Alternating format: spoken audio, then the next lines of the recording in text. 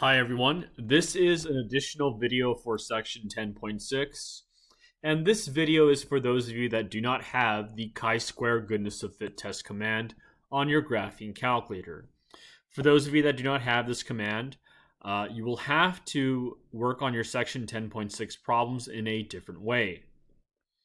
So how are you going to work on these problems? You will still use the graphing calculator, but the steps that you're going to take and the method that you're going to use to tackle these types of problems will be different.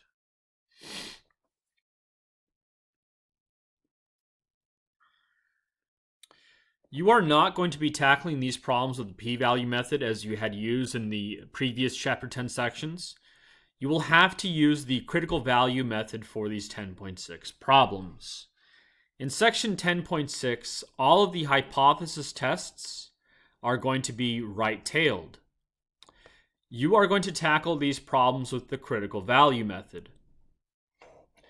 So if you have a given critical value, chi-square sub alpha, and a test statistic chi-square value, if your test statistic is less than or equal to the chi-square critical value, I'm just going to call it chi-square alpha, you will fail to reject the null hypothesis. If your chi-square value is greater than chi-square alpha, you will reject the null hypothesis. Bear in mind that this critical value method that you have here is going to be equivalent to the p-value method of testing. In order for your p-value to be less than or equal to alpha on a right-tailed test, the test statistic must be greater than the critical value. In order for your p-value to be greater than alpha, your test statistic must be less than the critical value.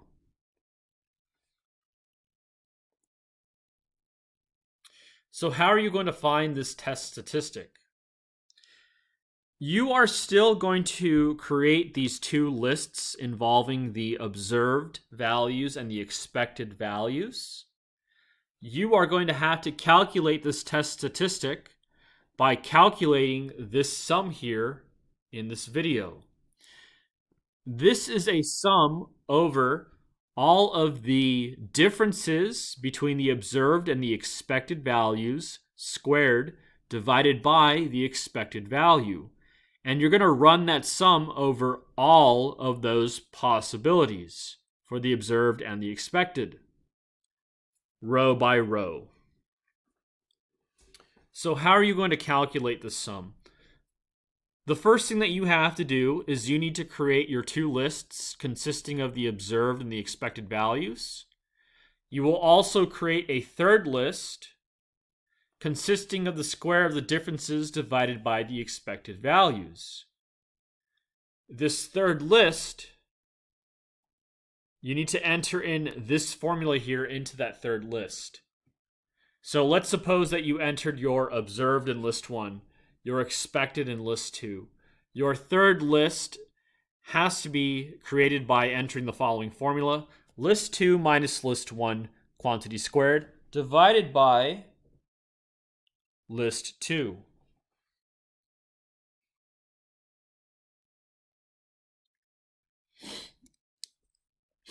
And then what?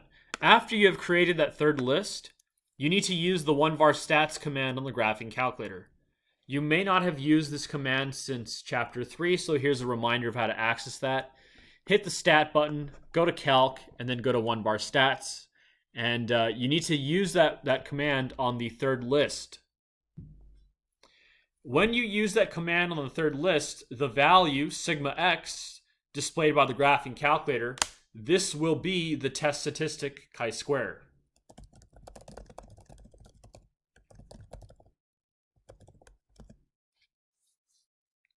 For the critical values, I want to remind you to go ahead and use the table on page 657 to find those critical values. I noticed recently I got an email from a student that said that some of these 10.6 problems, they're not giving you the table.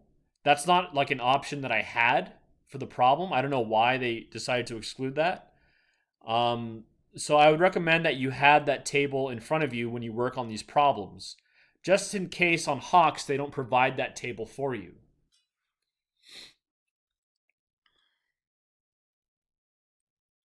So let's take a look at an example where I use this method of approach here to perform the hypothesis test. A manufacturer of children's vitamins claims that its vitamins are mixed so that each batch has exactly the following percentages of color: 20% green, 40% yellow, 10% red, and 30% orange. To test the claim that these percentages are incorrect, 100 bottles of vitamins were pulled and the colors of the vitamins were tallied. The results are listed in the following table at alpha equals 0.05. Determine whether there is sufficient evidence to conclude that the percentages stated by the vitamin manufacturer are incorrect. So I wrote down the null hypothesis and also the alternative. We need to enter in these two lists into the graphing calculator. Okay, so looking at this list here, I have a mistake. Your expected will always consist of the sample size multiplied by each one of these respective probabilities assumed from the null hypothesis. So for the sample size, I need to actually add up all of those values in the observed. So here I have that n is equal to 5,050.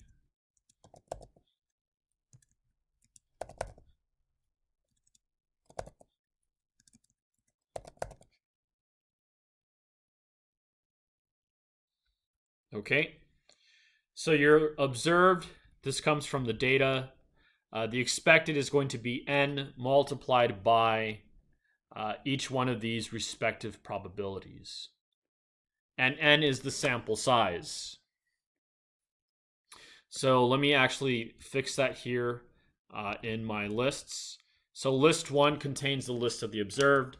List 2 has to be the list containing the expected values.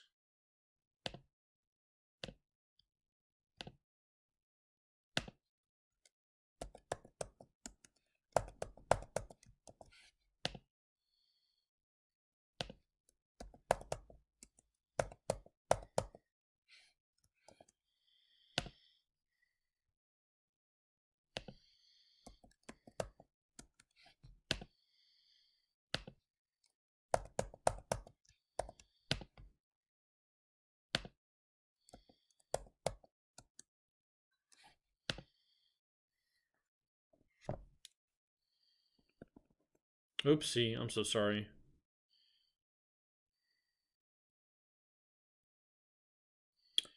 Okay, so now to create that list containing the difference between the observed and the expected squared divided by the expected, I'm going to highlight list 3, hit enter, and you want to enter the following formula. Be sure to write list 1 minus list 2 in parentheses. So list 1 minus list 2 squared divided by list 2. I'm going to quit out of this. Now I need to use the 1var stats command. So I'm going to hit stats, go to calc, 1var stats. I want to do this on list 3. That frequency list portion there, just leave that alone. Hit calculate. That's that capital sigma x, that is going to be my chi-square test statistic value. Rounding that to 3 decimal places, I have 34.649 for my problem.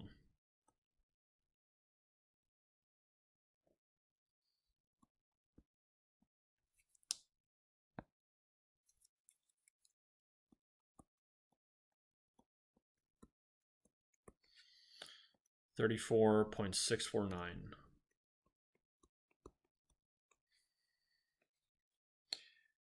Once again, when you use that 1var stats command on that third list, that capital sigma x there that you see on the second row on my computer screen of 1var stats, that guy is your chi-square test statistic value. And we round to 3 decimal places for that one. The critical value, if you take a look at that table, your degrees of freedom is 3, your alpha is 0.05. Your critical value is going to be 7.815. Now, using that critical value method,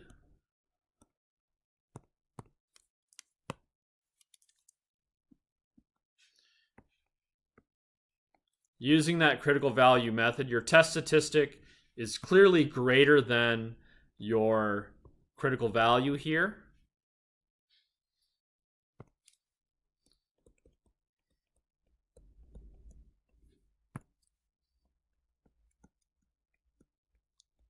And so you will reject the null hypothesis. Alrighty, everyone, that's going to wrap up this lecture video. I will see you in the next one.